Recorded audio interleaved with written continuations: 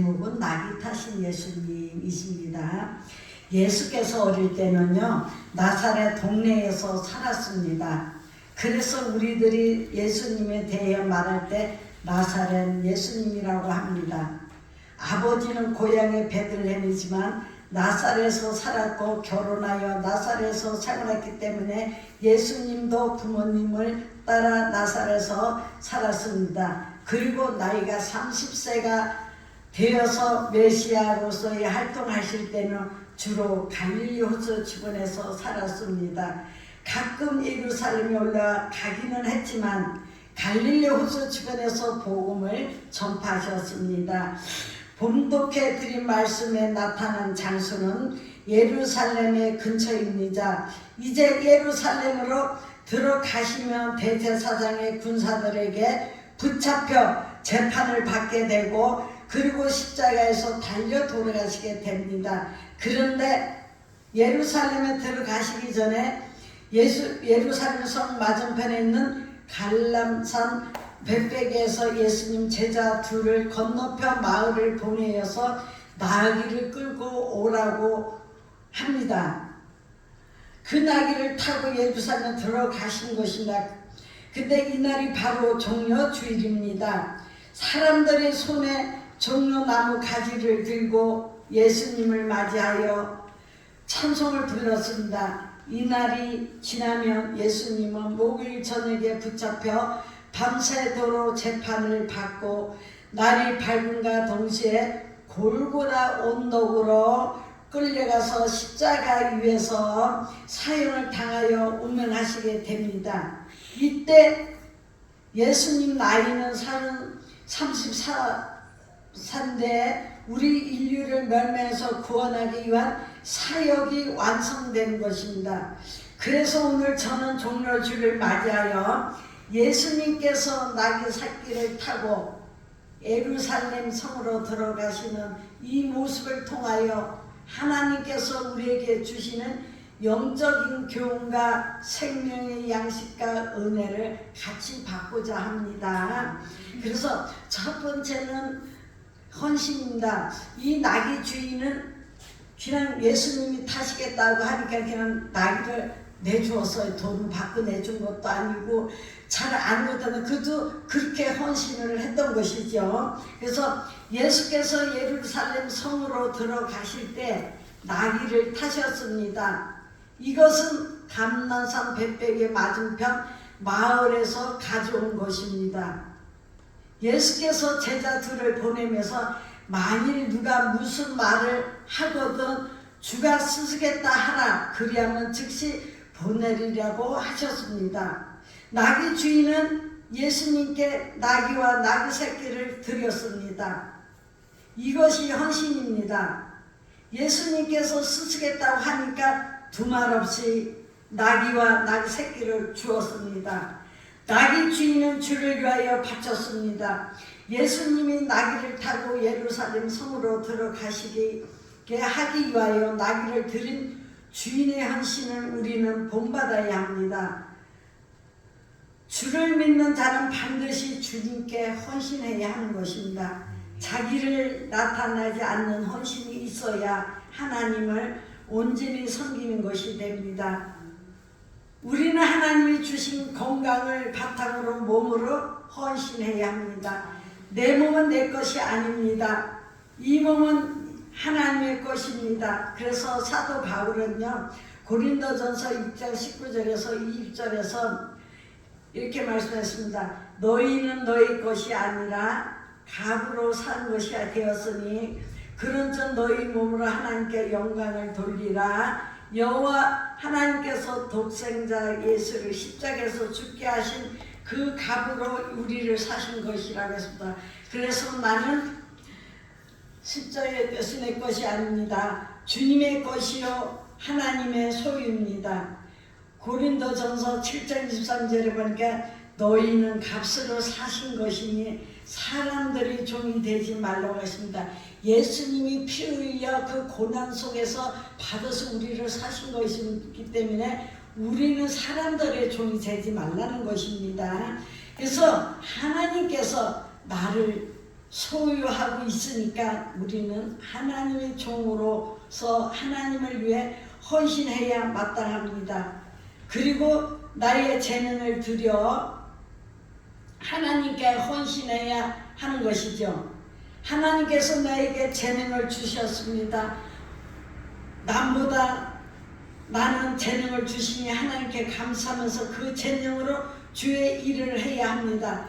재능을 사용해야 더 빛이 나고 개발합니다. 묻혀두면 퇴보되어 사용할 수 없게 될 수 있습니다. 그러니까 우리들에게 재능이 여러 가지가 있죠. 어떤 사람은 찬양을 잘하고, 어떤 사람은 피아노도 잘 치고, 또 어떤 사람은 뭐 기도도 잘하고, 여러 가지 은사를 우리에게 재능을 주셨습니다. 그것을 온전히 주님 앞에 돌려드려야 되겠습니다. 그리고 하나님께 재물을 바쳐서 또 헌신해야 합니다. 내가 가지고 있는 재물은 내 것이 아닙니다. 하나님이 나에게 맡겨주신 것입니다. 이 세상에 살 동안 유익하게 사용하라고 하나님이 주셨습니다. 그냥 주신 것이 아닙니다. 내가 땀 흘리고 노력할 때 하나님이 주시는 것입니다. 하나님이 주신 것으로 우리 생활에 필요할 때 유익하게 사용하고, 헌금도 하고, 필요할 때는 나누기도 하는 것입니다. 나귀 주인은요, 나귀와 그 새끼를 드리고, 또 죄인 한 여인은 300데나리오나 되는 값이 나가는 향유를 예수님께 드렸습니다. 우리는 무엇으로 드리겠습니까?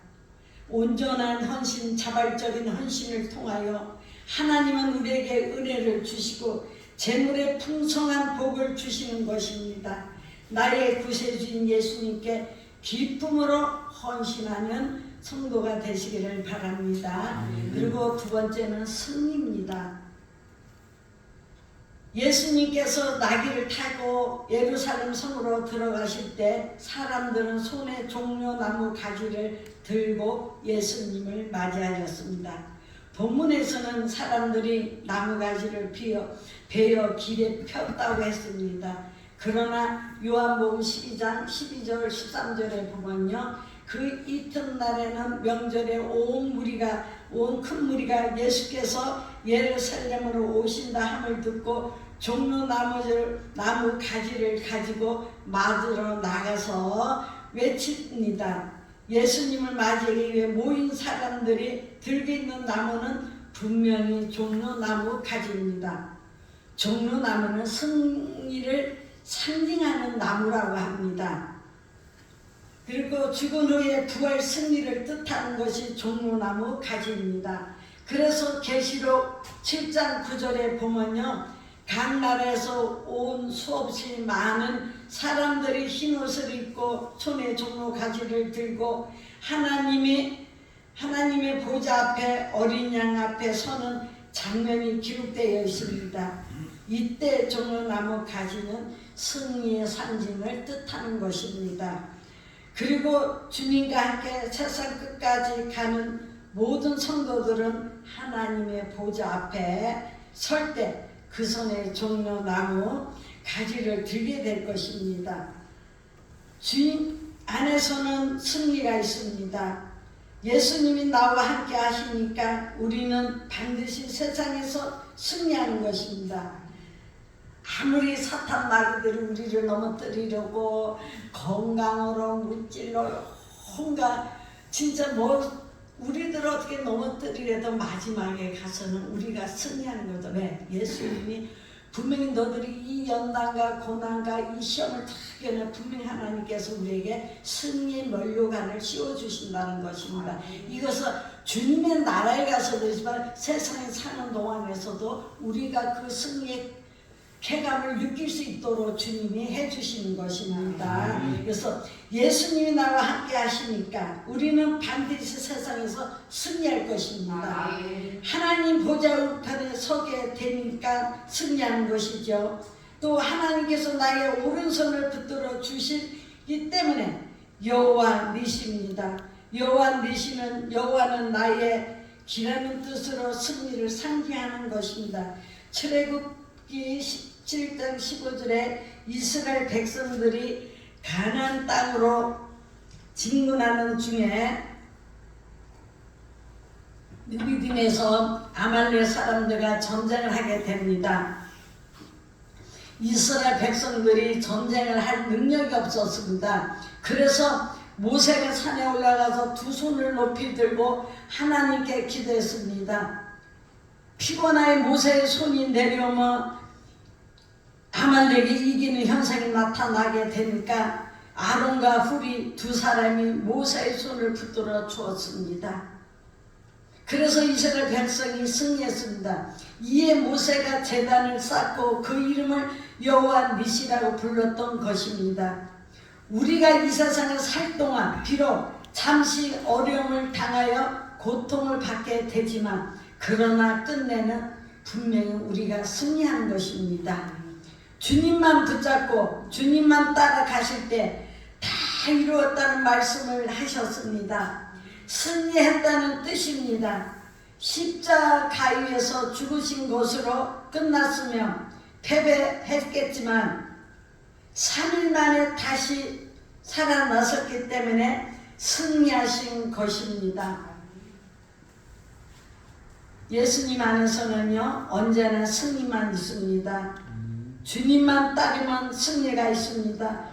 무명한 자 같으나 유명한 자요 죽는 자 같으나 보라 우리가 살고 징계를 받는 자 같으나 죽임을 당하지 아니하고 근심하는 자 같으나 항상 기뻐하고 가난한 자 같으나 많은 사람을 부유하게 하고 아무것도 없는 자 같으나 모든 것을 가진 자로다고 고린도서 6장 9절에 10절에 있는 말씀입니다. 그러니까 우리가 주님 지금 우리들은 그렇잖아요.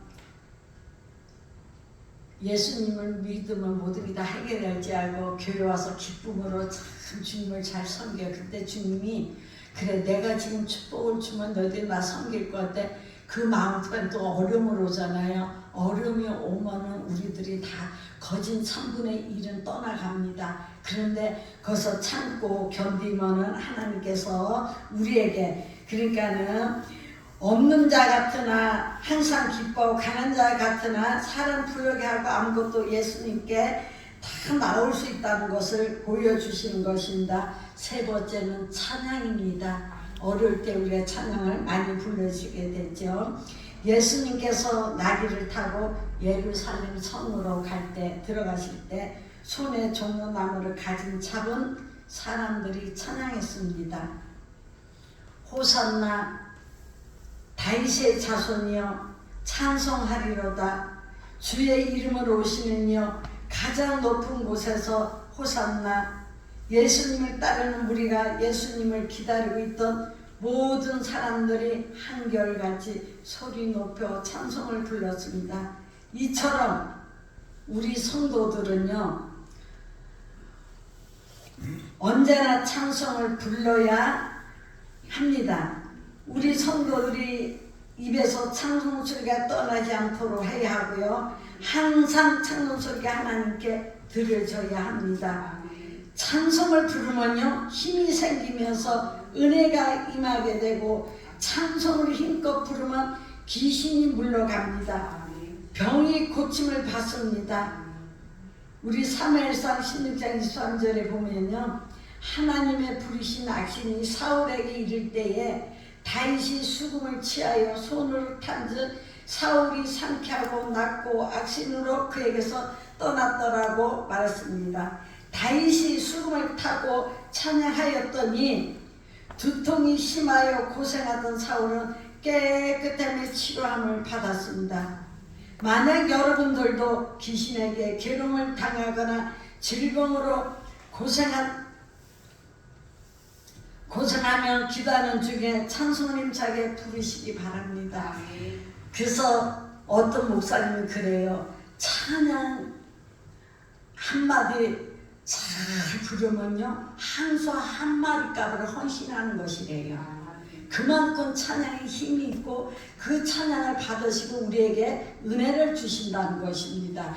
그런데 우리가 진짜 어렵고 마귀한테 잡히면요 찬양이 안 나와요. 여기 목을 탁 잡고 있어요. 어떤 가정에 신방 가보면 그 가정에 눌린 가정에 가보면요 찬양이 안 나와요. 왜? 부르려고 해도 우리 여기를 이것들이 딱 잡고 있어. 그러니까 찬양이 안 나와. 그러니까는 우리가 찬양 먼저 찬양으로 모든 길을 터놓은 뒤에 우리가 기도도 하고 말씀을 들을 적에 그것이 성령이 우리에게 임하시는 것입니다. 그러니까 이 마귀들이 찬양을 제일 싫어하는 것 같아요. 그래서 제가 그때 우리 시아버님이 암으로 이제 고생을 하고 계셨었어요. 근데 제가 아버님한테 해드릴 건 없고 식사는 아버님 드리실 것만 해드리고는 계속 아침, 점심, 저녁을 찬양을 혼자 불렀어요. 그리고 성경 한 절 딱 보고 그 다음에 기도하고 그래서 근데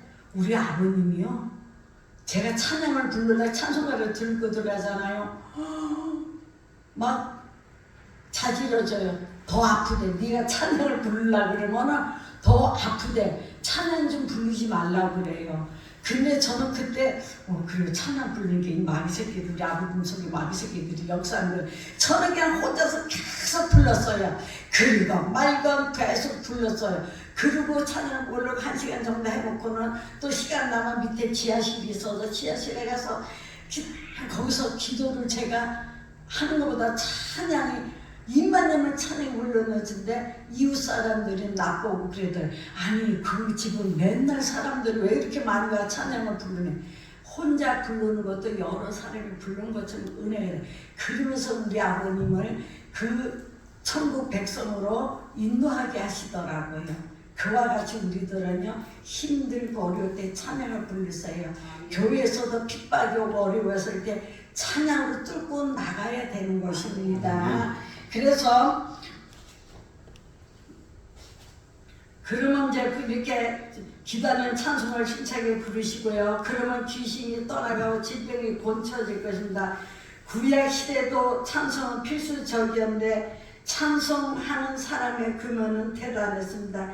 역대상 23장 5절에 보면요. 하나님께 천상 드리는 레위인은 4,000명이나 되었다고 합니다. 4,000명이나 되었다고 합니다. 4,000은 문지기요. 4,000은 다윗이 찬송하기 위하여 지은 악기로 여호와를 찬송하는 자라고 히스기야 임금 시대에도 찬양하는 사람들의 규모가 엄청 났습니다.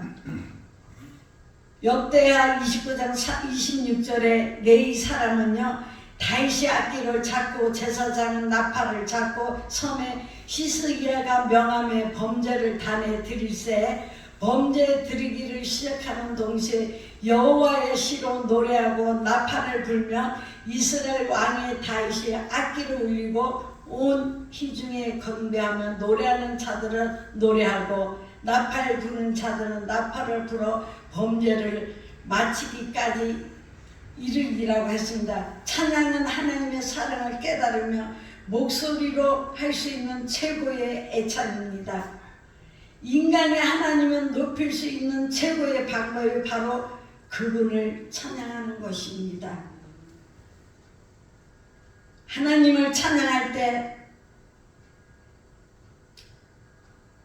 그분은 능력을 인정하고 높이는 것입니다. 하나님을 사랑한다면서 찬양이 없다면 하나님은 대한 간격이 없다는 뜻이 됩니다.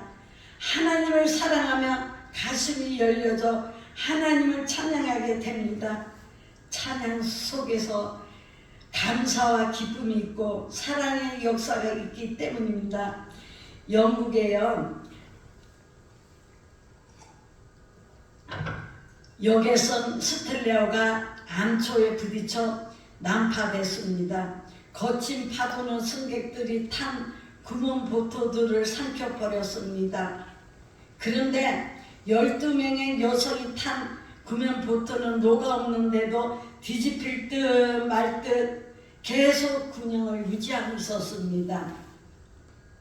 보트에는 가수 마가렛 윌리엄스가 타고 있었습니다. 그녀는 승객들을 향해 외쳤습니다. 여러분, 이제 하나님께 의지합시다. 믿음의 징표로 함께 찬송을 부르시다. 12명의 여성들은 찬송을 부르면서 공포의 밤을 보냈습니다. 사나운 폭풍과 칠흑 같은 어둠 속에서도 희망을 잃지 않고 찬양했습니다. 그 영국 바다에는 그렇게 안개가 많잖아요. 그런 데서도 얼마나 무서운데, 근데 노도 하나 없는데 찬양을 부르니까 배가 뒤집힐 듯 넘어질 때면 정상으로 향하고 있고, 그 어두운 밤 속에서도 찬양을 불렀다는 것입니다. 그래서 사나운 폭풍과 칠흑 같은 어둠 속에도 희망을 잃지 않고 찬양하였죠. 이튿날 수양함이 생존자들을 찾아 나섰습니다. 짙은 안개 때문에 한 치 앞도 볼 수 없었습니다. 그때 어디선가 여인들의 찬송 소리가 울려 퍼졌습니다. 구조대원들이 소리의 근원지를 찾아가 보니 여인들이 구멍부터에서 찬송을 부르고 있었습니다. 한 사람의 용기 있는 찬양이 12명의 여인들을 구원해 낸 것입니다. 찬양은 삶의 위기에서 더욱 빛나는 것입니다. 고난 속에서 부르는 찬송이 기적을 창조합니다. 찬양이야말로 환난에서 우리를 구원하는 능력이 되는 것입니다. 시편 34편 6절에 보면은 이 공고한 자가 부르짖음에 여호와께서 들으시고 그의 모든 환난에서 구원하셨다라고 했습니다. 우리 여러분들 힘들고 어려울 때 기도가 진짜 너무 힘들면요 기도가 안 나와요. 근데 어떻게다 흥얼흥얼하다 찬송가 하나 잡히잖아요. 그냥 저는 옛날에 너무 힘들게 할 때 목사님 저를 치게 한다죠. 아무것도 못하게 하죠. 그냥 어떤 그 시기 질투의 모함을 듣고 목사님도 그래서 저를 꼼짝도 아무것도 하지 마. 청소도 하지 말으래. 그리고 그렇게 아무것도 하지 말래요. 그런데 저는 낮에는 못 가고 밤에 11시 되면은 교회가 기도를 하기 시작했는데 그때 기도하는데 기도가 안 나와요. 아니 목사님 나 치료한다는데 어떻게 기도가 나오겠어요. 근데 내가 한 것은 아닌데도 이렇게 누명을 쓰는데 억울하잖아요. 그런데 기도 난다서 찬송가를 딱 1장서부터 넘어갑니다. 1장서부터 넘어가서 아는 찬송을 계속 부르고 넘어가요. 모르는 게 그냥 패스 하면서 넘어가다가 마지막에 355장에 보면 부름받아 낯선이 뭐 어디든지 가오리까 거기 나오는데 그 찬송을 부르는데 이제 눈물이 나면서 마음이 열려지더라고요. 근데 3절에서 제가 완전히 내가 무너졌습니다.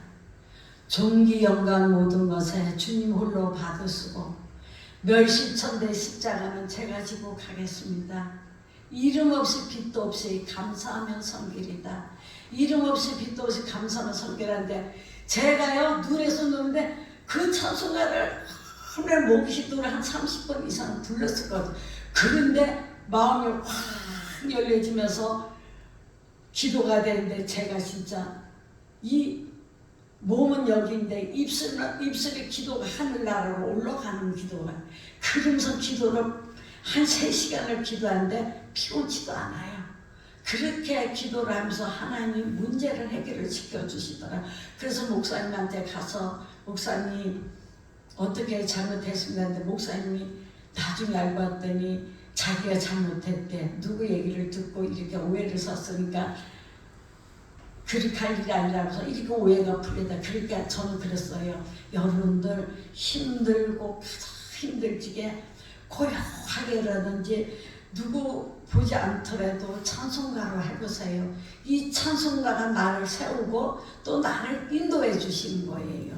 그 찬양 속에서 마음이 오니까 그 다음서부터 기도가 계속 잘 되고 문제들이 하나하나 풀어지는 것이었습니다. 그러니까 여기 지금 영국의 그 12명에서 그 험한 바닷속에 캄캄한 데서 보트도 안 와서 어디인지 모르는데 찬양 부르니까 성령님이 그들을 보호해 주신 것 같이 우리 힘들고 어려울 때 이 고난 중에는 나는 예수님 십자가 지기 위해서 어제 힘들어. 우리는 어떤 데는 예수님 십자가 지신 걸 이해하잖아요. 마음의 고통, 어려운 문제 이럴 때 찬양으로 주님 앞에 영광 돌리시기 바랍니다. 그래서 마지막에는 겸손입니다. 본문 5절에 그는 겸손하여 낙이 곧 명에 매는 짐승의 새끼를 탔도라고 했습니다. 왕이 행차할 때는 반드시 말을 타야 합니다. 위풍당당하게 말을 타고 행차하는 임금은 만 백성 위에서 군림하는 것입니다. 그런데 이스라엘의 임금은 그렇지 않았습니다. 임금의 자리에 앉는 침식에는 말을 타야 하지만 말을 타지 않고 나귀를 탔습니다. 이는 겸손의 상징입니다.